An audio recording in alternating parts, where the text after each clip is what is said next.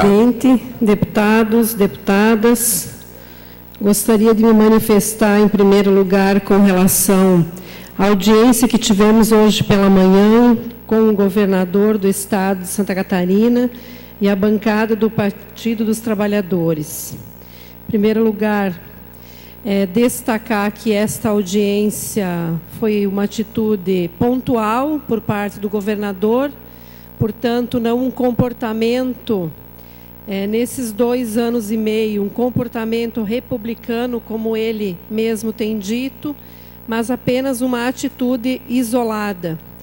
E, no meu entendimento, uma atitude isolada não constrói uma relação republicana. Nós gostaríamos muito, como deputada, que essa atitude, que este comportamento fosse, por exemplo, um comportamento como a nossa presidenta Dilma tem, que é um comportamento construído com todos os governadores e que discute as demandas de cada estado. Nesta mesma relação, deputada Ângela, nós gostaríamos que os deputados de oposição tivessem este tratamento, discutindo as pautas que são inerentes à nossa atividade parlamentar, em especial a pauta e as demandas da educação, da saúde e da segurança pública. No entanto, uma atitude isolada não garante que tenhamos uma relação mais respeitosa. Exemplo disso é, de fato, o debate que temos feito aqui há muito tempo, desde 2005, quando da criação do Fundo Social e também do Sistema de Incentivo à Cultura, Turismo e Esporte, que retira milhões da receita corrente líquida e coloca para fundos esses questionados por nossas lideranças em cada região, e que, além de retirar os 12% da saúde e os 25% da educação que não são tributados, esses fundos não são tão transparentes como diz o nosso governador no seu desejo e objetivo de construir essa relação. Portanto, se é para a gente ter uma relação republicana, transparente, séria e democrática, temos que discutir por que é que alguns parlamentares têm acesso a subvenções sociais e os demais não o têm.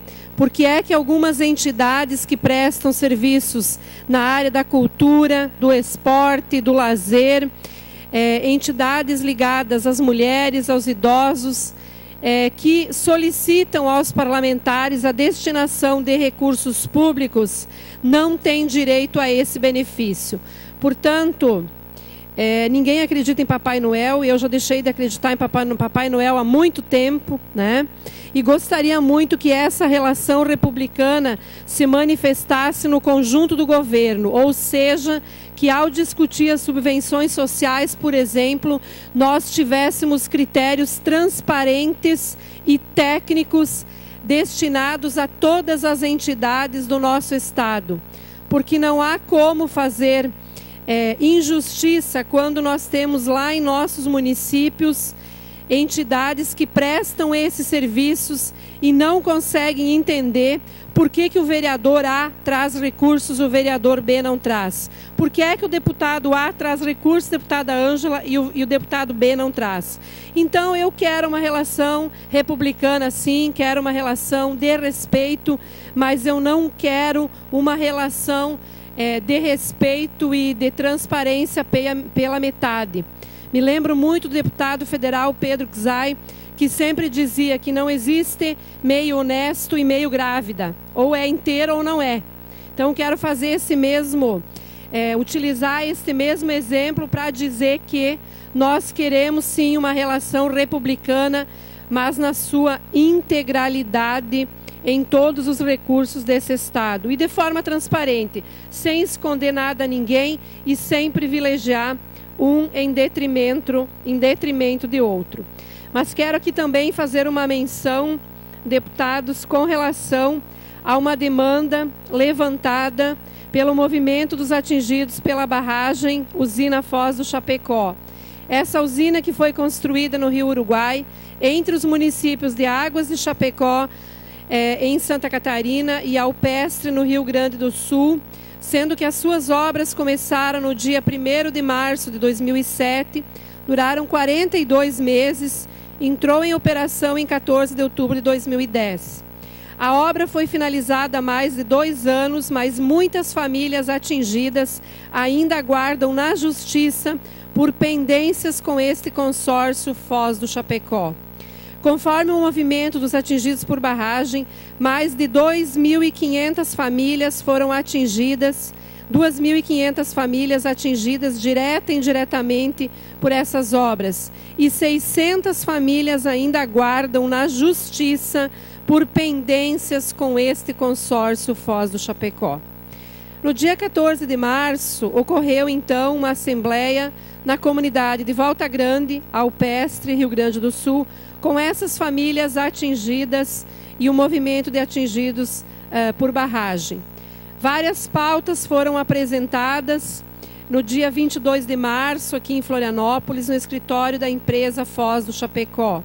Entre estas pautas, a continuidade do projeto piloto desenvolvido de forma sustentável na comunidade de Volta Grande, em Alpestre, projeto de reestruturação para todas as comunidades atingidas pela barragem, a implantação imediata de pontos de apoio à pesca para todos os pescadores, a indenização a esses pescadores, a tão falada revitalização do acesso a 283 Chapecó, especialmente a São Carlos, a pavimentação asfáltica da barragem Foz do Chapecó até Alpestre, o não pagamento das cartas de crédito, os recursos do pagamento das terras dos reassentados de Mangueirinha, no Paraná, para um fundo que seja revertido para os próprios reassentados, a rede de água de Caxambu do Sul e Alpestre, a liberação imediata das escrituras para essas famílias de atingidos,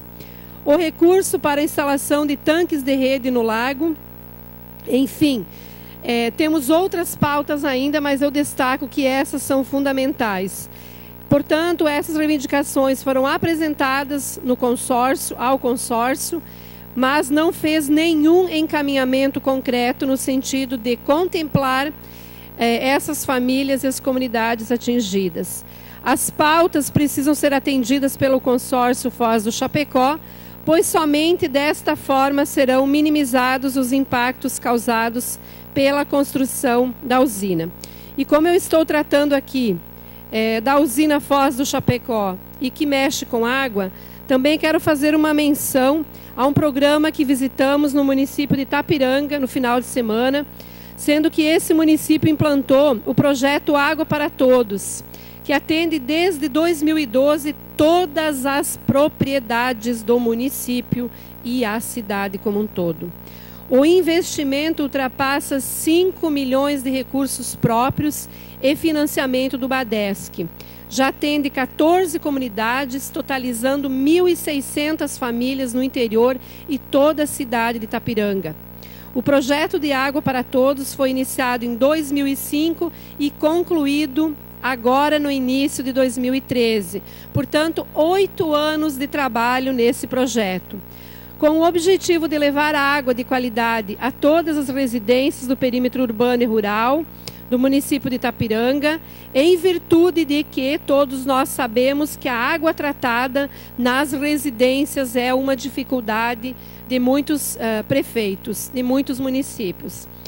Com o objetivo de viabilizar esse projeto, também foi construído 2 novas estações de tratamento de água, totalizando 5 hidráulicas no município, com capacidade para 350 mil litros de água hora. A grandeza desse projeto e do trecho percorrido pelos canos, para a gente ter uma ideia da distância que quase iguala o município de Itapiranga a Florianópolis, ida e volta, chegando a 1.500 quilômetros. De acordo com o prefeito Milton Simon, este é um grande momento histórico para Itapiranga e para a região, porque foi possível implantar um projeto ousado, fazendo com que todas as famílias tivessem acesso à água tratada em suas residências. 30 segundos, presidente. Mais 30 segundos. Além da implantação do projeto, também são realizados constantemente exames laboratoriais na região e no município para acompanhar a qualidade da água consumida todos os dias pelos munícipes. Então, fazer um registro e parabenizar o município de Itapiranga por esta grande conquista. Obrigada.